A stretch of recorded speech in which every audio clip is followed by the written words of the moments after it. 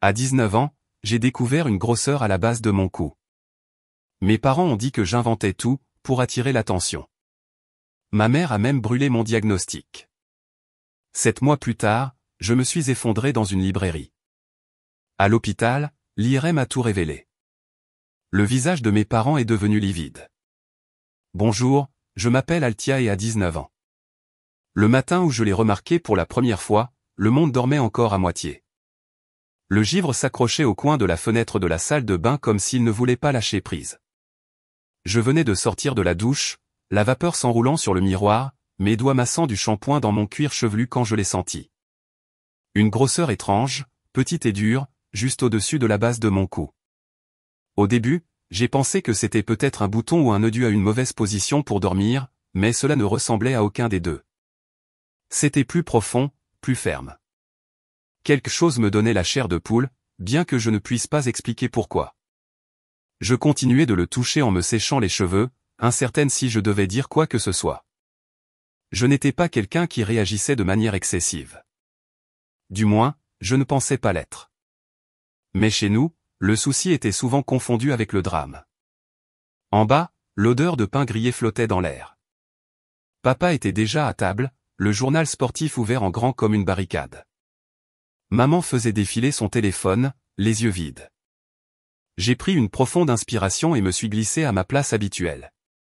Alors, j'ai trouvé quelque chose d'étrange ce matin, ai-je dit, en me touchant derrière le cou. Il y a cette grosseur. Maman n'a même pas levé les yeux.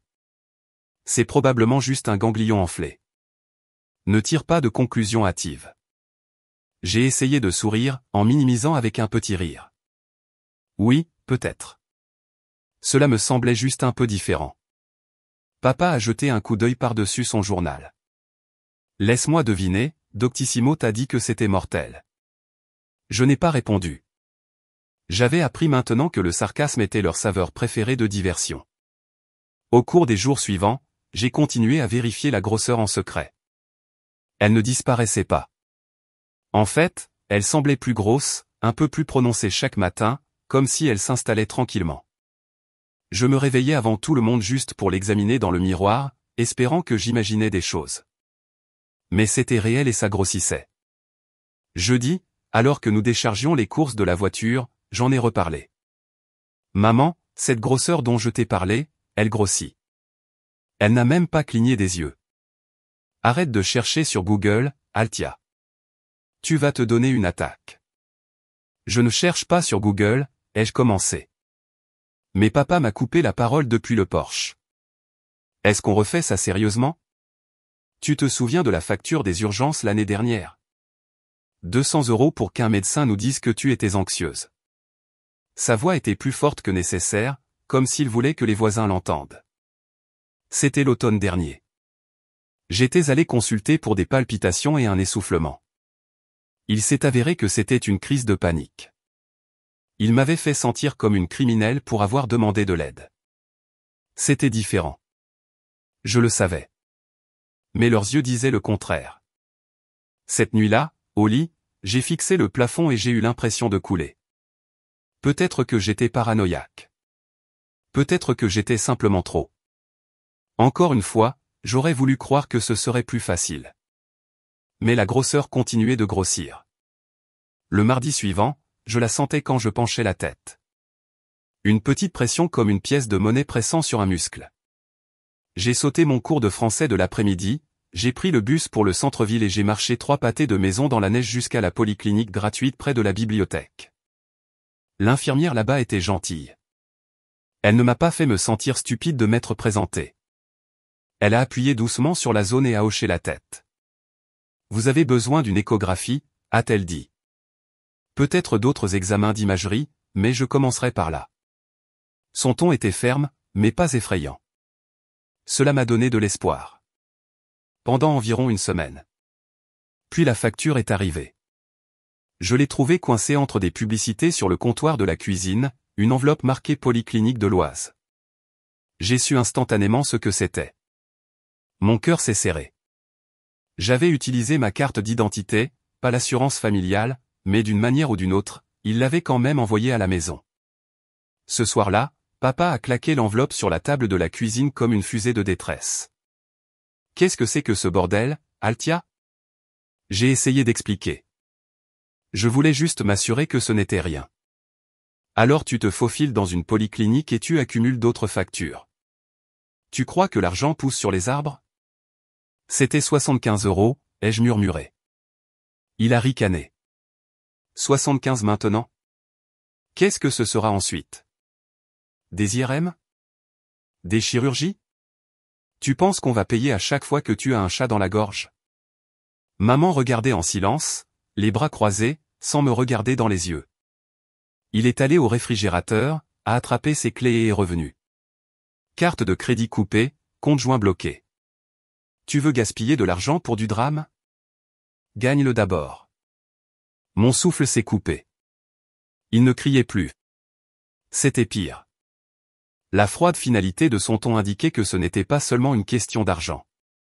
Plus tard dans la soirée, je me suis tenu près de la fenêtre, regardant la neige s'accumuler sur les lampadaires. La cuisine derrière moi était sombre. Mes doigts ont touché la grosseur par inadvertance. Toujours là, toujours en train de grossir. Je me suis souvenu de ce que l'infirmière avait dit sur la détection précoce, sur l'importance de ne pas attendre. J'ai pensé à l'échographie que je n'aurais peut-être pas, à l'examen que je ne pourrais peut-être pas me permettre, et à quel point il était facile pour eux de me qualifier de brisé pour ne pas avoir à s'occuper de moi. Je n'ai pas pleuré. Pas alors. Je suis resté là jusqu'à ce que mes orteils soient engourdis. Parce que cette nuit-là, j'ai compris quelque chose que je n'avais pas voulu admettre auparavant. Il n'allait pas m'aider. Et cela signifiait que je devais trouver comment m'aider moi-même. Je suis resté dans mon coin pendant les quelques jours suivants, flottant dans la maison comme quelqu'un qui avait dépassé son temps dans sa propre vie. Je ne parlais pas beaucoup. Pas à mes parents, pas à mes collègues, pas même à l'infirmière qui avait appelé et laissé un message concernant la planification de l'échographie. Je n'ai pas rappelé. Quel serait l'intérêt? La carte essence avait disparu. Et aussi l'illusion que j'avais quelqu'un dans mon camp. Au lieu de cela, j'ai commencé à écrire. Dans un cahier que je gardais sous mon matelas, j'ai commencé à suivre chaque symptôme. La douleur dans mon cou qui irradiait maintenant vers mon épaule. La sensation de serrement quand je tournais trop vite. La façon dont ma tête battait quand je me penchais en avant comme si mon crâne essayait de secouer quelque chose. J'ai noté les dates, les heures, ce que les gens disaient. Les paroles de mon père résonnant en lettres capitales. Le drame ne paie pas les factures. L'insulte ne me faisait même plus mal. Elle s'installait comme une seconde peau. Marina, ma mère, a commencé à bouger différemment autour de moi. Elle ne me demandait jamais comment j'allais, mais elle me jetait un regard quand elle pensait que je ne regardais pas, ses yeux se plissant. Je la surprenais à plier le linge plus lentement que nécessaire, comme si elle écoutait quelque chose d'inexprimé. La grosseur n'avait pas diminué. Si quoi que ce soit, elle était devenue plus définie, plus facile à sentir quand je penchais légèrement la tête, mais j'ai arrêté d'en parler. Je portais mes cheveux détachés tous les jours, parfois superposés à une écharpe. J'étais doué pour avoir l'air bien, pour être agréable, pour sourire quand on me parlait, pour rire quand on l'attendait. La performance est devenue une seconde nature, comme la mémoire musculaire. Un samedi soir, alors que les derniers rayons du soleil striaient le carrelage de la cuisine, je suis entré pour faire du thé. Marina était assise dans le salon, ses pieds repliés sous elle, un verre de vin blanc à moitié vide posé sur la table basse. La cheminée était allumée, plus pour l'ambiance que pour la chaleur, mais sa lueur vacillait sur le parquet poli. « Alta » a-t-elle dit, son ton étrangement calme. « Viens t'asseoir. » J'ai hésité. Sa voix ne portait pas de tension, pas d'agressivité, et cela me rendait méfiante. Je me suis assise sur le fauteuil d'en face. Elle tenait quelque chose dans sa main. Mon estomac s'est serré. C'était le rapport de la polyclinique, l'imprimé que j'avais plié et caché dans mon ancien manuel d'économie sous mon lit. Elle avait dû fouiller dans ma chambre. « Tu as gardé des secrets ?» a-t-elle dit, faisant tourner lentement son vin. Je ne voulais juste pas d'une autre dispute, ai-je répondu à peine audiblement. Elle a souri, les lèvres serrées, creux. « Tu as toujours eu un don pour le mélodrame. » J'ai ouvert la bouche pour me défendre, mais elle a levé la main. « Tu penses que ça ?» a-t-elle montré le papier, aide à apporter plus de peur dans cette maison est noble, désintéressée? J'ai cligné des yeux. La peur? Tu empoisonnes cette famille avec l'anxiété? A-t-elle dit, sa voix plate. Et je ne le permettrai pas. Elle s'est levée, s'est approchée de la cheminée et, sans avertissement, a laissé tomber le rapport dans les flammes. J'ai plongé instinctivement, mais il était trop tard. Les bords se sont enroulés instantanément, l'encre s'écoulant à mesure que la chaleur la consumait. Un coin a flotté brièvement avant de se désintégrer complètement. Tu n'as pas le droit de contrôler cette maison avec ta paranoïa, a-t-elle dit calmement, en brossant une poussière invisible de son pull. Encore une stupide chose comme ça et je la considérerais comme un appel à l'aide d'ordre psychiatrique. Elle n'a pas attendu de réponse, s'est simplement retournée et s'est dirigée dans le couloir, son verre de vin toujours à la main, comme si elle n'avait pas détruit la seule documentation que j'avais. Je n'ai pas beaucoup dormi cette nuit-là. Mon esprit tournait, pas de peur, mais de clarté. Cette grosseur n'était pas la seule chose qui grossissait. L'espace entre ce dont j'avais besoin et ce qu'ils étaient prêts à donner aussi. Dimanche s'est déroulé sans incident. Je suis resté principalement dans ma chambre, avec mes écouteurs, faisant semblant d'étudier.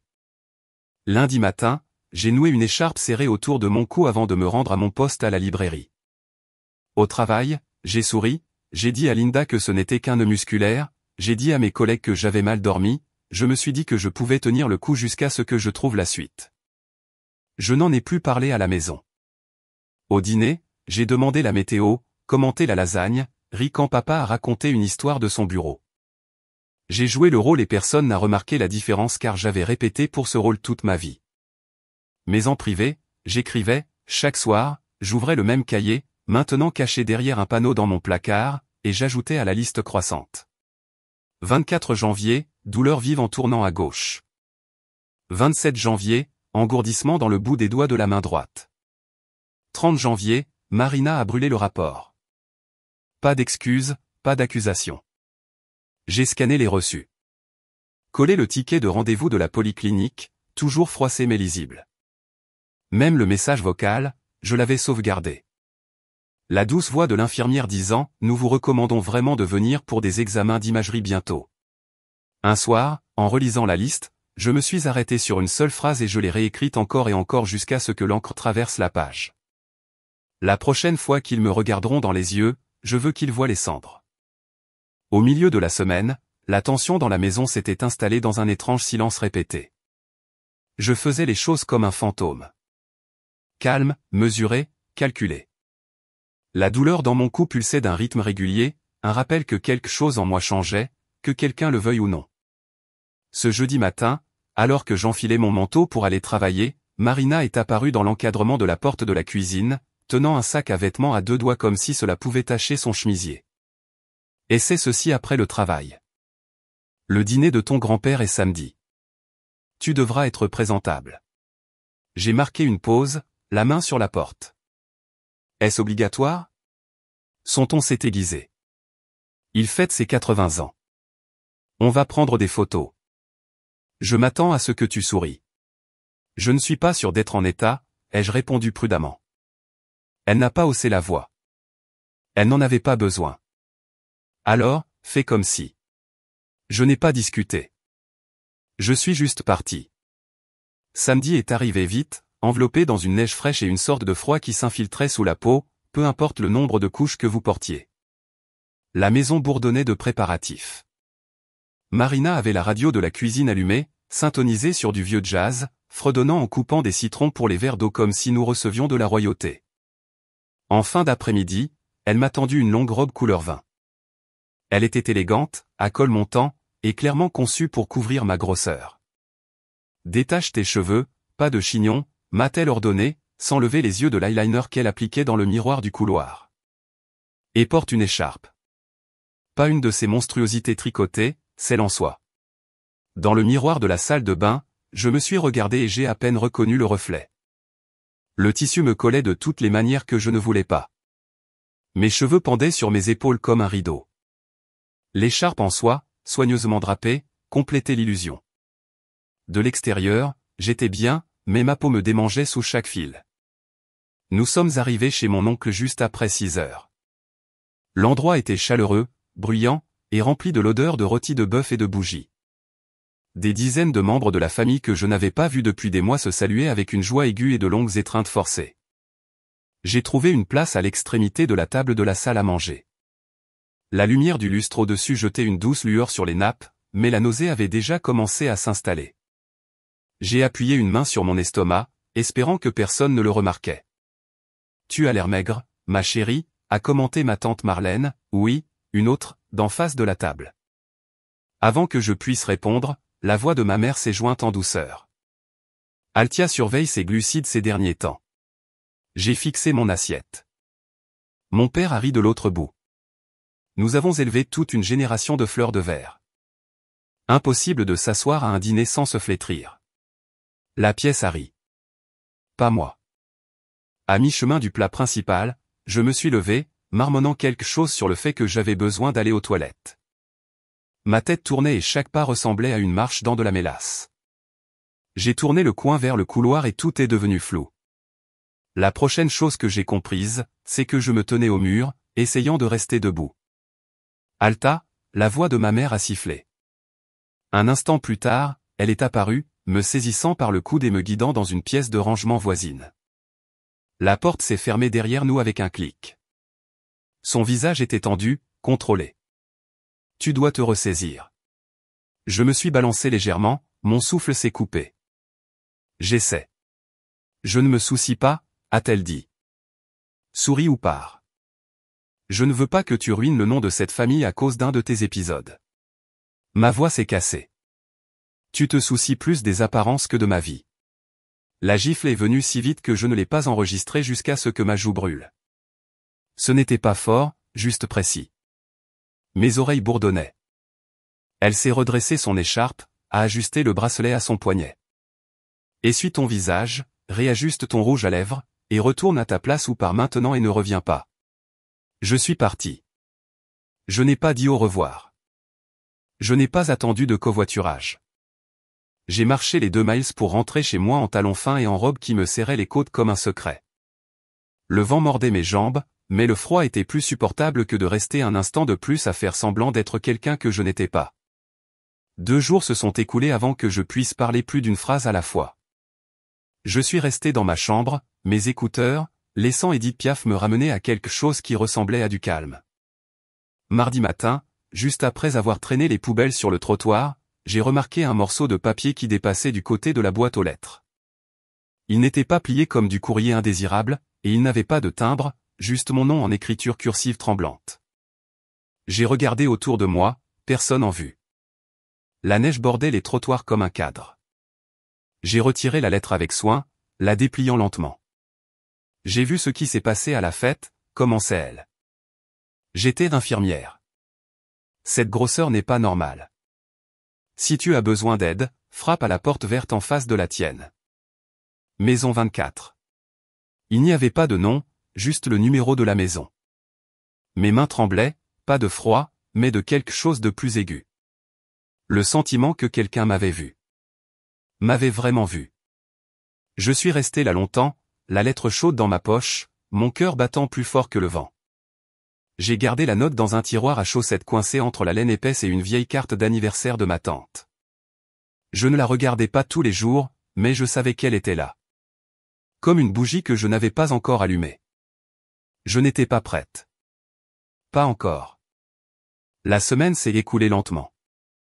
Les heures de travail flottaient et la grosseur palpitait d'un rythme sourd et régulier. Je portais des écharpes tous les jours, même à l'intérieur, affirmant que le froid me dérangeait. C'était plus facile que d'expliquer la vérité, plus facile que de faire face aux conversations dont je savais qu'elles n'aboutiraient à rien. Mi-février avait apporté un froid implacable à Grenoble, et samedi est arrivé, recouvert d'une douce couche de neige qui scintillait à la lumière du matin. Je suis arrivé tôt à la librairie, les clés tintant et les doigts gantés pendant que je déverrouillais l'entrée principale.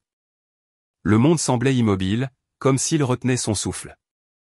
J'ai rempli le réfrigérateur du café, essuyé le comptoir, puis je me suis dirigé vers la section fiction pour rechelver les retours.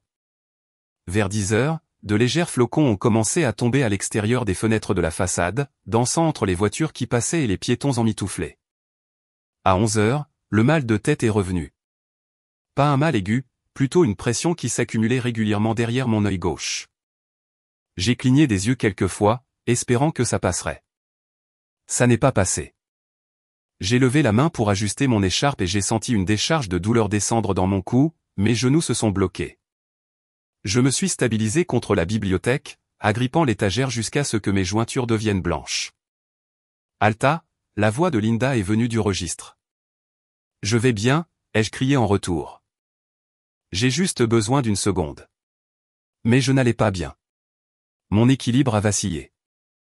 Le sol sous moi semblait basculer, et avant que je puisse parler à nouveau, la lumière au-dessus s'est fracturée en 1000 points tournoyants. J'ai cherché quelque chose, n'importe quoi, mais ma main a rencontré l'air. Puis tout est tombé sous moi. La prochaine chose que j'ai enregistrée fut le froid. Pas seulement du froid, mordant, humide, s'infiltrant dans mon manteau, ma robe, ma peau. J'étais dehors. Comment étais-je arrivé dehors? Il y avait des voix. Des pas craquant sur la neige. Quelqu'un criait, appelait le SAMU. Une autre voix plus près de mon oreille. Madame, vous m'entendez? J'ai essayé de parler, mais ma bouche ne répondait pas. Je n'étais pas seul. Pour la première fois depuis des mois, des gens agissaient pour moi.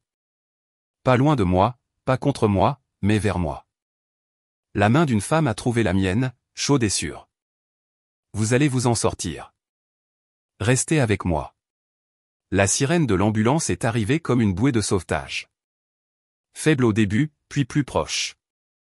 Le ciel au-dessus de moi s'est brouillé, est devenu gris, tordu, puis je suis parti à nouveau. Quand je me suis réveillé, des lumières fluorescentes clignotaient au-dessus. Une odeur antiseptique remplissait mon nez. J'étais allongé sur une civière d'hôpital, partiellement surélevée, des fils partant de mon bras vers un moniteur voisin. J'ai essayé de tourner la tête, mais la douleur a surgi instantanément. La grosseur était plus chaude que jamais. Un doux bip a ramené mon regard sur le côté juste au moment où une infirmière entrait, une planchette à la main. Mais ce n'était pas juste elle. Mes parents étaient là. Ma mère se tenait près du pied du lit, les bras croisés, les lèvres pincées dans cette expression familière de déception. Mon père se tenait près de la fenêtre, parlant à un homme en blouse. Elle a des antécédents, disait Marina. Exagération émotionnelle. C'est déjà arrivé. J'ai ouvert la bouche, mais ma gorge était trop sèche pour parler. L'infirmière semblait incertaine. Elle s'est effondrée en public. Il y a un dossier médical antérieur recommandant des examens. Mon père est intervenu. Nous aimerions retarder d'autres tests. Elle a eu des épisodes d'anxiété par le passé. Nous ne voulons pas qu'elle soit exposée à des scanners inutiles sans un deuxième avis. Je ne me suis pas évanoui. J'ai murmuré, à peine audible, mais personne ne s'est retourné. Personne n'a regardé. Le protocole a été respecté.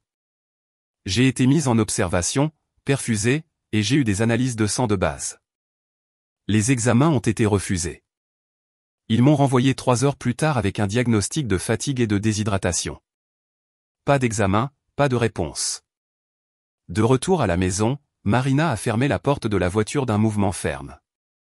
Elle n'a pas parlé avant que nous soyons à l'intérieur.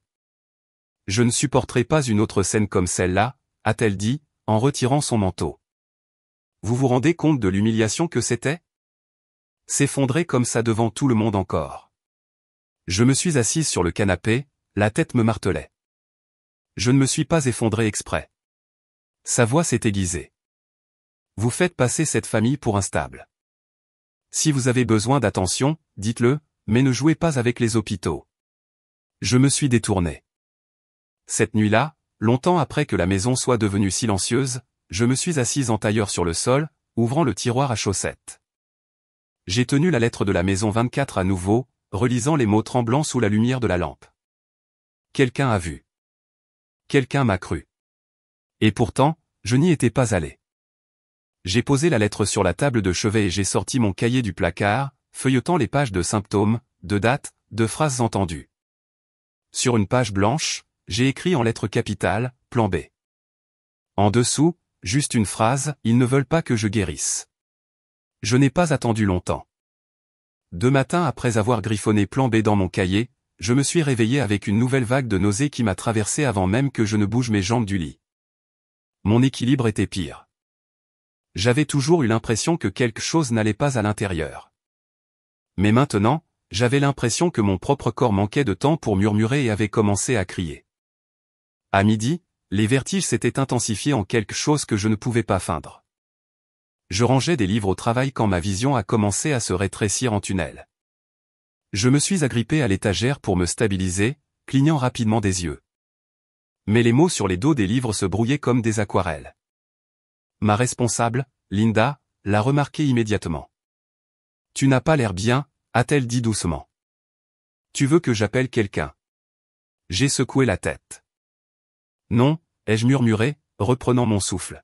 « Mais je pense que je dois retourner aux urgences. » Elle n'a pas remis en question. À 14 heures, j'étais en fauteuil roulant, enveloppé dans une fine couverture d'hôpital, poussé dans un couloir qui sentait le désinfectant et le café rassis. Ma mère était déjà dans la salle d'attente quand j'ai été amené. Mon père est arrivé 15 minutes plus tard parlant au téléphone d'un retard de fournisseur à son bureau, sonnant plus agacé par une expédition que par moi. Quand j'ai été déplacé dans une salle de triage, j'ai pu les entendre se disputer calmement derrière le rideau. « Tu as dit qu'elle s'était encore évanouie ?» a demandé une infirmière. Le ton de ma mère était répété. Elle a ses épisodes. C'est toujours dramatique mais jamais grave. Elle réagit de manière excessive. Exagération émotionnelle. Ça court dans la famille. L'infirmière a murmuré quelque chose en réponse, puis s'est glissée derrière le rideau. Votre Altia ? J'ai hoché la tête faiblement. Oui, le docteur Dubois sera bientôt avec vous. Ce nom m'a serré la poitrine. Quand il est entré, je l'ai reconnu immédiatement. Grand, doux, des lunettes glissant légèrement sur le pont de son nez. Ses yeux ne m'ont pas dépassé comme la plupart. Ils se sont posés doucement, mais sont restés. « Bonjour, je suis Elias Dubois », a-t-il dit. Résident en neurologie. Je vais m'occuper de vous. Il s'est présenté à mes parents avec le même ton poli, mais j'ai vu le subtil changement dans son regard lorsque mon père a interrompu son introduction pour lui rappeler que nous n'autorisions pas les examens. « Oui, je comprends », a dit calmement le docteur Dubois. « Laissez-moi vérifier quelque chose d'abord. » Une fois dans la salle d'examen, il a tiré le rideau et a fait signe vers le lit. J'ai grimpé lentement. Il s'est lavé les mains, a mis des gants et a commencé son examen sans bavardage. Quand il a appuyé légèrement près de la base de mon crâne, j'ai grincé involontairement. Ses yeux ont levé. « Trop ?» a-t-il demandé. J'ai hoché la tête. Des vertiges ? Des nausées. Les deux ? Il a fait une pause. Voulez-vous me parler en privé ? Mon souffle s'est coupé. J'ai hoché la tête à nouveau. Juste une fois. Il n'a pas vacillé. Donnez-moi quelques minutes. Il est sorti. J'ai entendu lui demander poliment à mes parents de lui laisser un peu d'espace pour un dépistage neurologique. Ça a marché. Leurs voix se sont estompées. Puis la porte s'est fermée. Dans cette pièce, avec juste le bourdonnement des lumières fluorescentes entre nous, il a tiré une chaise. « Je vais vous poser quelques questions », a-t-il dit. Mais sa voix n'était pas clinique. Elle était calme, personnelle. Je ne l'ai pas regardée quand j'ai murmuré, « Il y a une grosseur. » Elle est derrière mon cou. Il ne me laisse pas la faire vérifier. Il est resté silencieux quelques secondes. Puis, depuis combien de temps ? 7 mois. Il a pris une lente inspiration. Vous n'avez pas eu d'examen ? Ils disent que c'est tout dans ma tête. Il n'a pas répondu avec pitié. Il n'a pas commencé à taper dans un dossier. Au lieu de cela, il s'est légèrement penché en avant. Vous n'avez pas besoin de permission pour être prise au sérieux, a-t-il dit. Les mots sont restés là comme une bouée de sauvetage. Cette nuit-là, on m'a donné une chambre dans l'aile d'observation censée être pour l'hydratation et la surveillance. Mais je savais mieux. C'est le docteur Dubois qui m'a gardé plus longtemps, qui a demandé une IRM sous sa propre discrétion, codée pour compromission neurologique avec symptomatologie progressive. Cela s'est fait en silence. Pas d'annonce, pas d'avis parental. Le technicien n'a pas posé de questions. Ils m'ont glissé dans la machine, la tête immobilisée, la surface froide bourdonnant sous moi. Pendant près de 30 minutes, je suis resté immobile, écoutant les clics et les bourdonnements de la machine, le rythme des données gravées dans la certitude. Quand cela s'est terminé, j'ai été ramené, aidé à retourner dans la chambre. On m'a dit que quelqu'un allait examiner les résultats bientôt. Le docteur Dubois est arrivé plus tard ce soir-là. Les lumières étaient tamisées. Mes parents étaient sortis chercher du café. Il n'a pas dit grand-chose, a simplement roulé un moniteur, ajusté l'écran et l'a tourné vers moi. Il était là. Même avant qu'il ne parle, je l'ai vu, une masse sombre, indubitable, grossissant comme une ombre contre le contour pâle de mon tronc cérébral. Il a doucement pointé du doigt le bord. C'est la grosseur que vous avez mentionnée. J'ai fixé cela, mon cœur battant la chamade. Elle comprime vos structures cérébrales inférieures. C'est pourquoi vous avez des vertiges. Pourquoi vous vous êtes évanoui? Pourquoi vous avez mal? Ma gorge s'est serrée. Vous ne faisiez pas semblant de quoi que ce soit, a-t-il dit. Et maintenant nous agissons. Des larmes ont coulé silencieusement sur mes joues, mais je ne pleurais pas de peur. Je pleurais parce que finalement, il y avait une preuve. Je l'ai regardé et j'ai souri. Ma voix était claire. Alors, commençons. C'était un jeudi matin quand le message est arrivé. J'étais assise à mon bureau dans le coin études, les jambes repliées sous moi, une main tournant distraitement les pages d'un journal de neurologie que le docteur Dubois avait signalé pour mon examen. Mon surligneur flottait sur une section sur les migraines vestibulaires, quelque chose sur les diagnostics qui se chevauchent, et je commençais juste à prendre des notes en marche quand mon téléphone a vibré. Je l'ai d'abord ignoré. Bruit de fond. Puis il a vibré à nouveau, plus longtemps cette fois. Un mémo vocal. L'expéditeur. Ma cousine Nord, 16 ans, peut-être 17 maintenant. Elle ne me contactait jamais sans raison. Nord existait aux confins du drame familial. Assez proche pour le voir. Assez loin pour ne pas s'y noyer. Et cette distance lui donnait quelque chose que j'avais appris à apprécier. La perspective. J'ai attrapé mon téléphone, l'ai retourné et j'ai appuyé sur lecture. Au début, je n'entendais que des bavardages ambiants, le cliquetis de la vaisselle, des rires d'une autre pièce. Puis, superposé au bruit, j'ai entendu autre chose. Une voix, familière, aiguë, indubitablement la sienne. Ma mère. Si tu lui fais croire que c'est réel, ça devient réel. Les mots sont venus enveloppés d'une condescendance sucrée, contrôlée, répétée. Le ton qu'elle réservait au dîner et aux préoccupations ambiguës. Puis une autre voix, masculine, un sourire narquois dans sa cadence. Griffin, mon oncle. Elle pense avoir une tumeur maintenant. La semaine prochaine, ce sera une maladie cardiaque. Des rires ont suivi, légers, indifférents, cruels. Je suis resté immobile, pas stupéfaite, pas choqué, juste très immobile. L'audio s'est terminé, mais il continuait de résonner dans mes oreilles comme quelque chose qui refusait de mourir tranquillement. Et le plus étrange, je n'ai pas pleuré. Pas cette fois.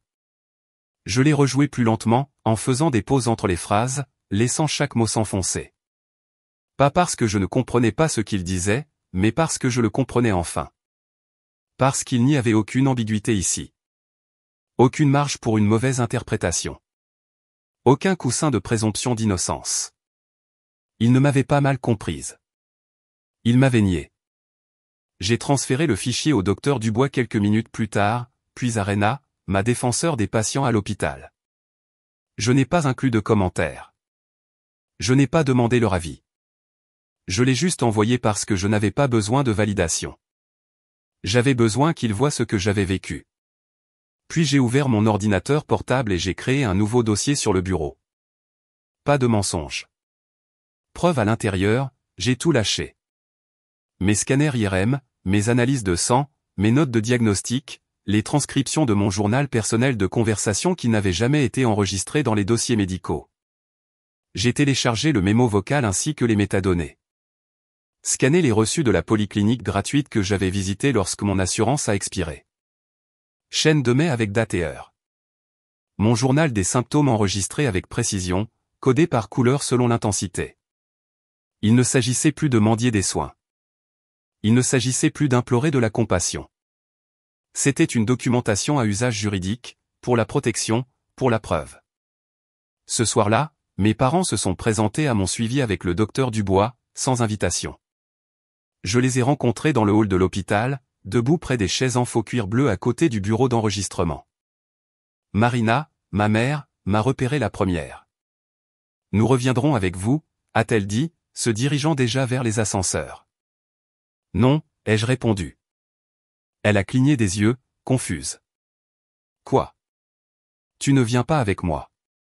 Son ton s'est aiguisé comme un couple âme soudainement dégainé. « Tu ne fais pas les règles, Althia. Tu as fait ta déclaration, ai-je dit calmement. Maintenant, c'est mon tour. » Elle a reculé d'un demi-pas. Mon père se tenait à côté d'elle, silencieux, immobile. Le docteur Dubois est arrivé juste à ce moment-là. Il les a regardés, puis moi. J'ai hoché la tête. Il n'avait pas besoin de plus de contexte. Dans la salle d'examen, j'ai eu l'impression que quelque chose dans l'air avait changé. Pas de tension, la vérité. Enfin donné l'espace pour respirer, il m'a tendu un papier du service juridique de l'hôpital. Un contact, quelqu'un pour les patients qui pensaient avoir subi une négligence systémique. J'ai pris le papier et je l'ai plié une fois, puis deux. Je n'ai pas hésité. 2 jours plus tard, j'ai revu Rena, mais cette fois, ce n'était pas seulement de la défense. C'était un dossier. Nous nous sommes assis dans son petit bureau, niché au bout du couloir. Les stores étaient tirés, le soleil se déversant doucement sur son bureau. Ses yeux ont parcouru les imprimés que j'ai apportés, la clé USB que j'ai glissée sur la surface. Ils ont délibérément bloqué l'accès à vos soins, a-t-elle dit calmement. Je n'ai pas cligné des yeux. Cet enregistrement ajoute une autre couche. J'ai hoché la tête, calmement. Il y a plus, ai-je dit. Tout est organisé par date. Elle a marqué une pause, me regardant plus longtemps que d'habitude. Vous vous prépariez à ça? Non, ai-je répondu, ma voix claire. Je survivais. Ce soir-là, j'ai sauté le dîner. Je suis resté dans ma chambre, la lumière du plafond éteinte, mes écouteurs. J'ai relu la transcription que j'avais tapée à partir de l'audio, chaque mot espacé clairement sur la page, chaque phrase imprimée sur une feuille séparée, face vers l'avant, centrée, pas pour le drame, pour l'impact, pour la vérité. Je les ai mis dans une enveloppe en manille, j'ai marqué l'avant avec un marqueur permanent noir. Pour le jour où ils essaieraient de tout nier, je les verrouillais dans le tiroir de mon bureau, pas pour la vengeance, mais pour le souvenir, pour la justice. À 21h12, mon téléphone a vibré à nouveau. « Nor, tu vas bien ?» J'ai regardé son message, puis j'ai répondu « Je vais plus que bien. » Merci. Cet enregistrement, tu ne sais pas ce que cela signifiait. Sa réponse est venue rapidement. Je pense que oui, mais fais attention. Il parle. J'ai fixé ces mots. Il parle. Bien sûr qu'il parlait. J'ai fermé le chat. Je me suis retourné vers l'écran, j'ai rouvert le fichier audio une fois de plus, le laissant remplir mes oreilles. Pas pour me blesser, pas pour me hanter, mais pour me rappeler. Ce n'était jamais mon imagination. Ce n'était pas de l'anxiété. C'était réel. J'ai sauvegardé une autre copie sur un disque dur externe, puis une autre sur un stockage cloud. J'ai étiqueté chaque version avec la date et l'heure. Puis j'ai sorti une deuxième clé USB et je l'ai placée dans la boîte sous mon lit, celle étiquetée urgence. À l'intérieur se trouvaient mes directives médicales, mes copies d'identité, et maintenant ceci. Je me suis assise par terre pendant un moment, sans rien faire, juste en respirant. Puis j'ai murmuré à voix haute, pas pour le drame, pas pour l'écho, mais pour la clarté. Maintenant, ils n'ont plus le droit de parler pour moi. Et je le pensais. Pour la première fois, je n'avais pas besoin de défendre ma voix. J'avais juste besoin de l'utiliser. Et je le ferai délibérément, irrévocablement, sans excuse. Une page, un fichier, une vérité à la fois. Le contre-coup n'a pas tardé à arriver. Ça n'arrive que rarement quand le silence est la monnaie préférée de ta famille et que quelqu'un comme Nor ose le briser. C'était dimanche après-midi quand elle a appelé. Je venais de finir de plier le linge, regardant la vapeur s'échapper de ma tasse à côté de moi quand son nom s'est allumé sur mon téléphone. J'ai répondu rapidement, mais je ne m'attendais pas au son que j'ai entendu, brut, sanglotant, à moitié étouffé. Ils m'ont coincé au brunch, a-t-elle murmuré entre deux respirations tremblantes. Ta mère et Griffin, ils ont dit que j'avais falsifié l'enregistrement. Je me suis redressé. Ils quoi? Ils ont dit que j'avais manipulé le fichier, que je répandais du poison dans la famille et mon père. Il est furieux. Il a dit que je nous avais embarrassés. Ma poitrine s'est serrée. Nor, tu n'as rien fait de mal. Elle a pris une profonde inspiration, essayant de se calmer. Ils veulent que je m'excuse publiquement. Que je dise que c'était une erreur, que j'ai mal compris ce qui a été dit. Qu'est-ce que tu leur as dit? Une pause. Puis plus fort. Je leur ai dit, vous ne protégez pas une famille. Vous protégez des mensonges. J'ai fermé les yeux un instant, submergé par une vague de fierté et de tristesse. Elle avait à peine 16 ans, et elle se tenait plus droite que des adultes qui auraient dû savoir mieux. Je suis tellement désolé, ai-je dit. Ne le sois pas. Je savais ce que je faisais. Sa voix s'est encore stabilisée, comme si sa peur s'était transformée en clarté en plein appel. Mais tu dois faire attention. Ils parlent de prendre de l'avance, d'essayer de contrôler le récit. C'est comme ça qu'ils disent. Bien sûr qu'ils parlaient. Après notre conversation, je me suis assise en silence, écoutant le bourdonnement du sèche-linge. La même machine qui avait fait tourner mes chemises pendant des années ressemblait maintenant à un tambour de guerre dans une maison silencieuse. Nor ne méritait pas d'être celle qui subissait les coups pour la vérité. Mais son courage a mis en évidence quelque chose de plus profond. Le temps du silence était révolu. 2 jours plus tard, alors que le soleil de l'après-midi descendait derrière l'auvent de la librairie, je suis sorti de mon car pour trouver l'infirmière Rena qui m'attendait près du banc près de l'arrêt de bus. Elle n'était pas en blouse aujourd'hui. Juste un jean, un coupe-vent, ses cheveux attachés en tresses lâches. Je me suis approché prudemment. Y a-t-il quelque chose qui ne va pas? Elle a souri, doux mais sérieux. Non, mais j'ai quelque chose pour toi. Elle a fouillé dans son sac et m'a tendu une enveloppe en manille. Je ne devrais pas faire ça, a-t-elle dit à voix basse, jetant un coup d'œil autour d'elle. Mais je veux que tu l'aies au cas où ils essaieraient de te faire douter de toi-même à nouveau. Je l'ai prise, les mains stables. À l'intérieur, il y avait le rapport IRM complet, signé, tamponné, daté. Les notes du radiologue étaient soulignées. Masse compatible avec un schéma de croissance prolongée, comprimant probablement les structures des nerfs crâniens. Une intervention précoce aurait atténué la compromission neurologique. En bas, en petites écritures, il y avait une note du docteur Dubois. Antécédents documentés de soins retardés. La patiente présentait des symptômes clairs. Je l'ai regardée, la gorge serrée. Merci. Vous méritez mieux que le gaslighting et les murs de paperasse. Elle est partie après cela. Juste un clin d'œil silencieux et une main sur mon bras. Mais l'enveloppe dans ma main pesait plus que tout le reste que j'ai ramené ce soir-là. Je ne l'ai pas rouverte. Je n'en avais pas besoin. Je savais ce que cela signifiait.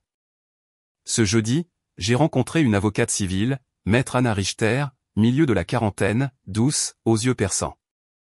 Son bureau sentait les dossiers parfumés au citron et l'optimisme prudent.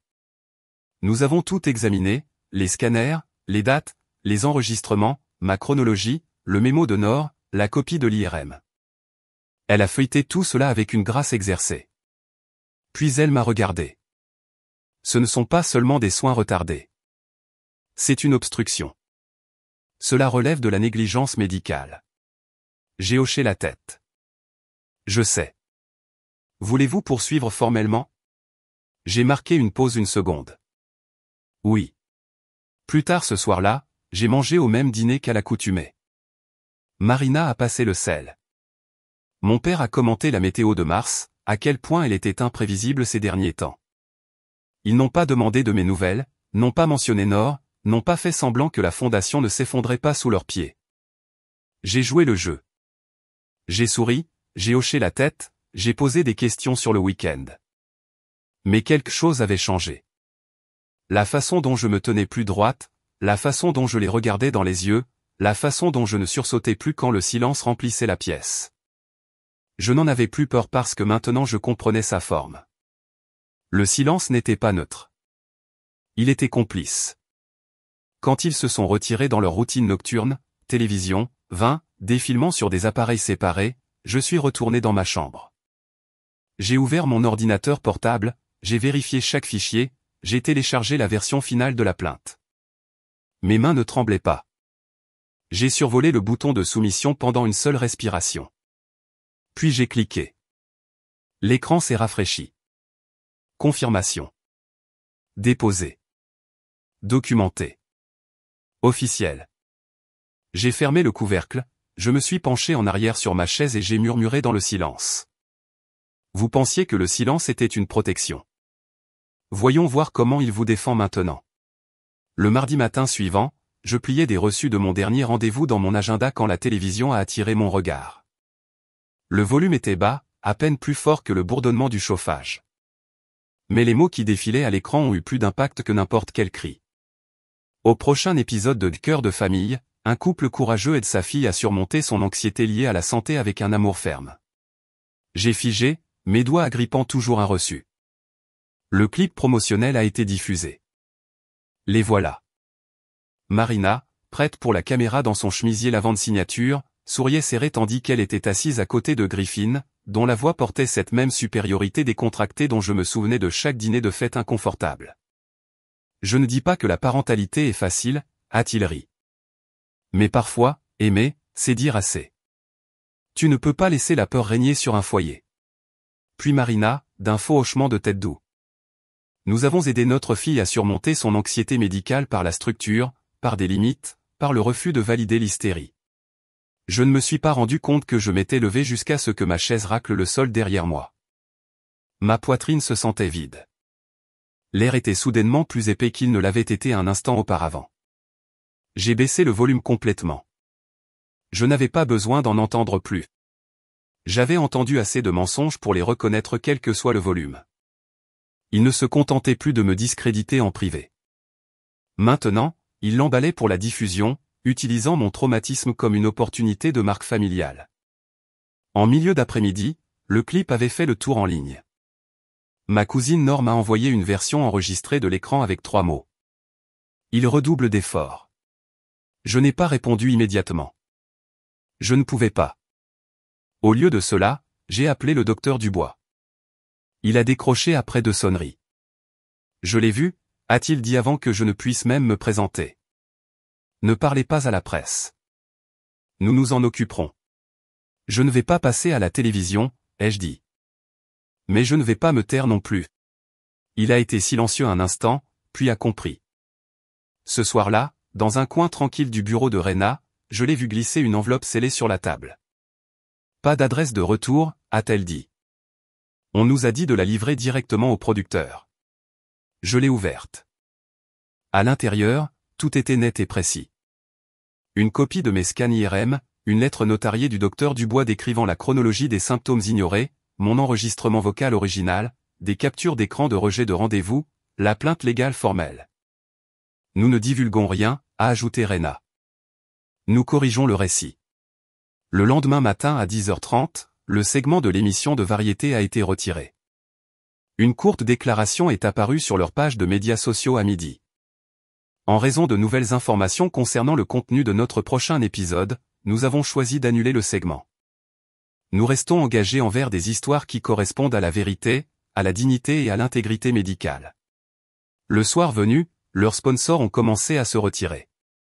L'équipe de production a publié des excuses supplémentaires, pas à mon nom, mais à ceux dont les expériences ont été mal représentées lors de la préparation de cette diffusion.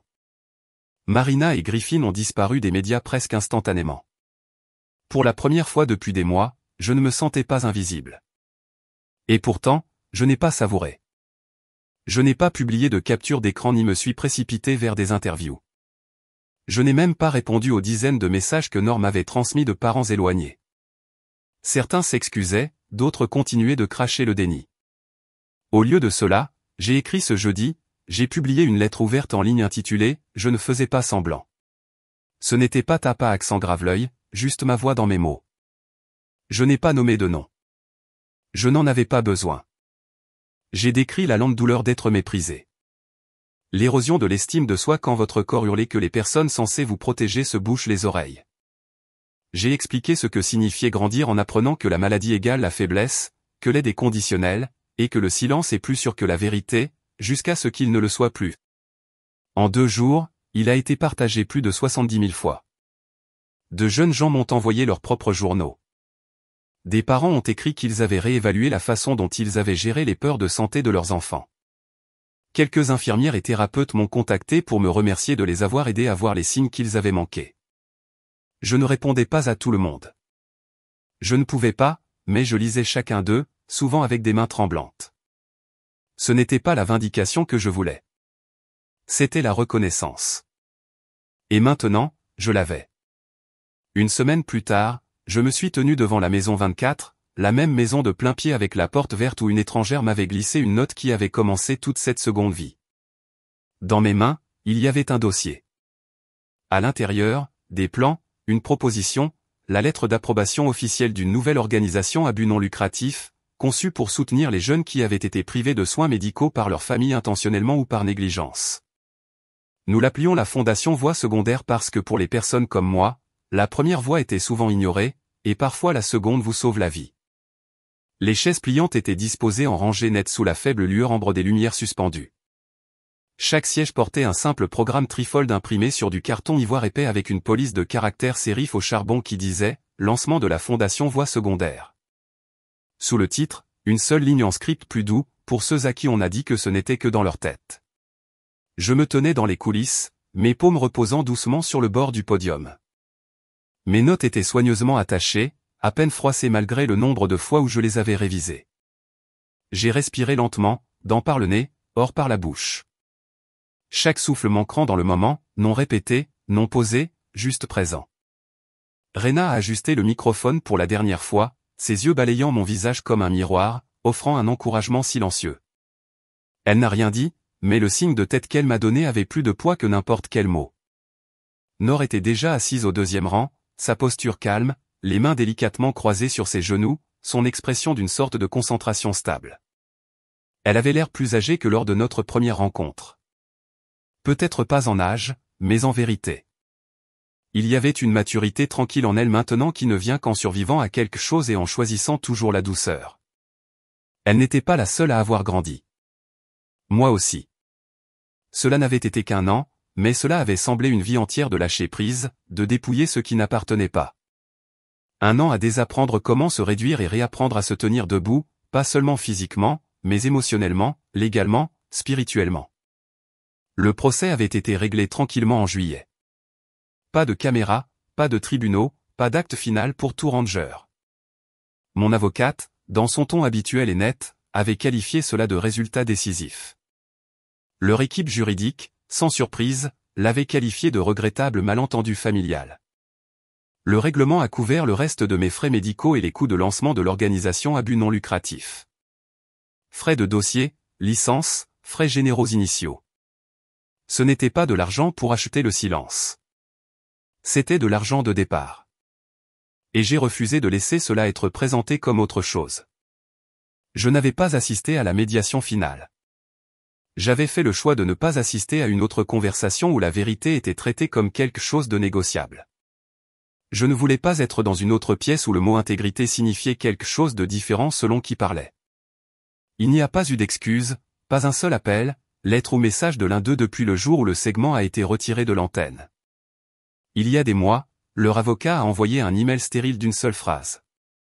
Ils ont fait ce qu'ils croyaient être juste. Je n'ai jamais répondu, pas parce que je n'avais rien à dire, mais parce que je savais que le dire leur donnerait une clôture qu'ils n'avaient pas méritée. J'avais arrêté de jouer le deuil pour des gens qui ne venaient que pour l'auditer. Maintenant, je vivais seul dans un petit appartement studio ensoleillé à quelques pâtés de maison du centre-ville de Grenoble. L'ascenseur fonctionnait rarement et les fenêtres ne fermaient pas complètement, donc la brise hivernale entrait comme une locataire, mais c'était le mien, calme, discret, sûr, un endroit où le bruit des pas à l'extérieur de la porte ne faisait pas s'interrompre ma respiration.